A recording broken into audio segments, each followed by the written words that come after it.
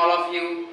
Welcome to my YouTube channel Dilip Infotech. जैसे कि हम लोग जानते हैं कि एडीसीए का न्यू बैच हम लोग स्टार्ट किए हैं लोग, ठीक है, जिसका आज हम लोग चैप्टर नंबर 8 सिस्टम टूल्स के बारे में पढ़ेंगे लोग। तो देखते हैं लोग कि सिस्टम टूल्स क्या है और उससे हम लोग क्या क्या कर सकते हैं। तो चलिए हम लोग सिस्टम टूल्स के बारे में जानते हैं लोग कि system tools MS Windows provide system tools to manage your system, ठीक है।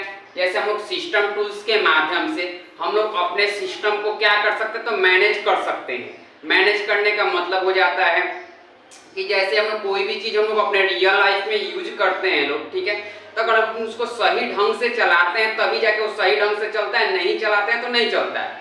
जैसे कि मान के चलिए हम लोग एक बाईसाइकिल चलाते हैं लोग, ठीक है, हम लोग एक साइकिल खरीद लिए, उसको चलाना स्टार्ट कर दिए, ठीक है। अब स्टार्ट करने के बाद अगर उसमें कोई टेम्पोररी प्रॉब्लम आता है, कोई टेम्पोररी इशू आता है, ठीक है, तो अगर उसको हम लोग सही नहीं करवाते हैं लोग, ठीक है, तो क्या होता है, दिन प्रतिदिन वो उसमें और समस्या बढ़ते जाता है, ठीक है। और एक दिन ऐसा समस्या आता है, ठीक है, कि जो परमानेंट के लिए खत्म हो जाता है, ठीक है। लेकिन अगर वही चीज रिपेयर करवा लेते हैं तो उसका फिर हम लोग का लाइफ बढ़ जाता है। तो वही चीज सिस्टम टूल्स में हम लोग को सीखने के लिए मिल रहा है कि कोई भी चीज अगर हम लोग सही से यूज करते हैं लोग तभी जाके वो सही ढंग से चलता है, नहीं तो नहीं चलता है।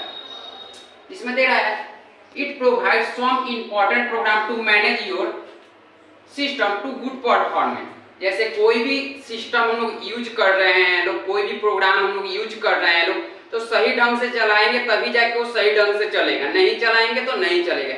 जैसे हम लोग मोबाइल ही यूज करते हैं लोग, देखते हैं लोग मोबाइल में अगर वायरलेस हो जाता है, ठीक है, तो क्या होता है, हम लोग कभी कॉल आएगा तो कॉल रिसीव नहीं होगा, ठीक है, कोई एप्लीकेशन ओपन करेंगे तो कोई एप्लीकेशन ओपन नहीं होगा, तो अनेकों प्रकार का हम लोग के सामने समस्या आने लगता है, ठीक है। अब दिया गया how to start system tools. System tools को आप स्टार्ट कैसे करिएगा, तो स्टार्ट बटन पे क्लिक करके ऑल प्रोग्राम पे क्लिक करिएगा, फिर एसेसरीज पे क्लिक करिएगा। एसेसरीज पे क्लिक करने के बाद यहाँ पे हमको क्या मिल जाएगा, तो सिस्टम टूल्स मिल जाएगा। अब जैसे ही हम लोग सिस्टम टूल्स पे क्लिक करेंगे तो सिस्टम टूल्स का हम लोग का एप्लीकेशन ओपन हो जाएगा। ओपन हो जाने के बाद उसमें हमको क्या मिलेगा, तो सबसे पहले मिलेगा स्कैनडिक्स। स्कैनडिक्स में बोल रहा है कि this is an important system tools which is used to check error of selected disk drive and remove it, ठीक है। जैसे कि इसके पहले हम लोग रिसाइकल बिन के बारे में पढ़े थे लोग, ठीक है, कि कहीं से भी कोई भी फाइल या फोल्डर हम लोग डिलीट करते हैं तो कहाँ जाता है, तो रिसाइकल बिन में जाता है, ठीक है। उसी तरह अगर स्कैनडिक्स के माध्यम से किसी भी ड्राइव को अगर हम लोग स्कैन करेंगे, ठीक है, तो सिस्टम को अगर लगता है कि ये फाइल फोल्डर का एरर कर गया है, आई मीन खराब हो गया है, उसको उसी समय वो डिलीट करके आई मीन रिमूव करके रिसाइकल बिन में भेज देगा, ठीक है। ये हमको और आपको लगने से नहीं होता है कि ये एरर है कि नहीं है, ये सिस्टम को लगना चाहिए।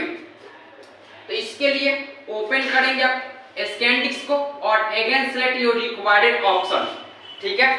तो वहां पर एक ऑप्शन चूज करिए कि हमको लोकल डिस्क C को, D को, E को, F को, या क्या चीज को करना है। और जैसे ही क्लिक ऑन स्टार्ट पे हम लोग क्लिक करते हैं, ठीक है, तो पूरे ड्राइव को सर्च करेगा और उसमें जो जो चीज उसको एरर मिलेगा उस सारे एरर फाइल फोल्डर को डिलीट करके रिसाइकल में भेज देगा। उसके बाद डिस्क क्लीनअप है, तो डिस्क क्लीनअप है बोल रहा है कि which is used to permanently remove all necessary file और फोल्डर फ्रॉम सेलेक्टेड ड्राइव।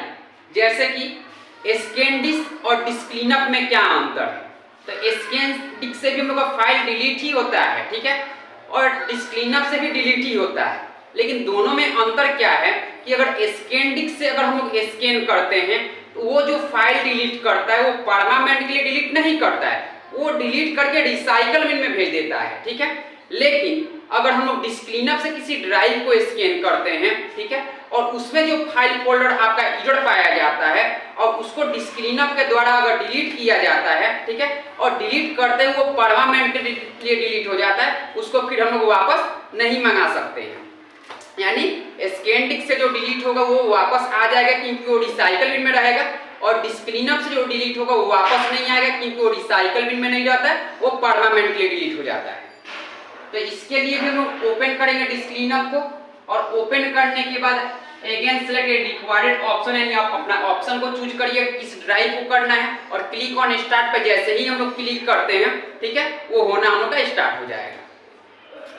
अब दिया गया है disk defragmenter which is used to remove all necessary space of selected disk drive. ठीक है, जैसे हम लोग देखते हैं लोग फोन में मेमोरी वगैरह यूज करते हैं लोग। ठीक है, अगर 8 GB का, 16 GB का, 32 GB का अगर हम लोग मेमोरी लगा दिए हैं, ठीक है, और उसमें बहुत सारा ऐसा वायरस होता है, वायरलेस जो होता है, ठीक है, वो हम लोग को दिखाई नहीं देता है। ठीक है, तो हम लोग कंफ्यूजन में पड़ जाता है कि हम लोग अपने मेमोरी में कुछ रखे है या नहीं है, फिर भी ये स्पेस फुल बता रहा है, आखिर मेरा स्पेस हुआ क्या।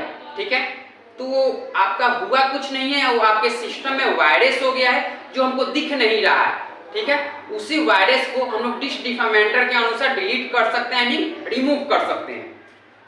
तो इसके लिए भी हम लोग क्या करेंगे, ओपन करेंगे डिस्क डिफर्मेंटर को और अगेन सेलेक्ट ए रिक्वायर्ड ऑप्शन। वहां हम लोग किसी ड्राइव को सिलेक्ट करना हो तो ड्राइव को सिलेक्ट करिएगा, किसी मेमोरी को ही लगाए हैं तो मेमोरी को सिलेक्ट करना हो तो मेमोरी को सिलेक्ट करिएगा, और जैसे ही ये स्टार्ट बटन पे आप क्लिक करिएगा तो जितना वो जगह चेक कर रखा होगा वो सारा जगह आपका हटा देगा और उसके बाद आपका स्पेस आपका फ्री हो जाएगा।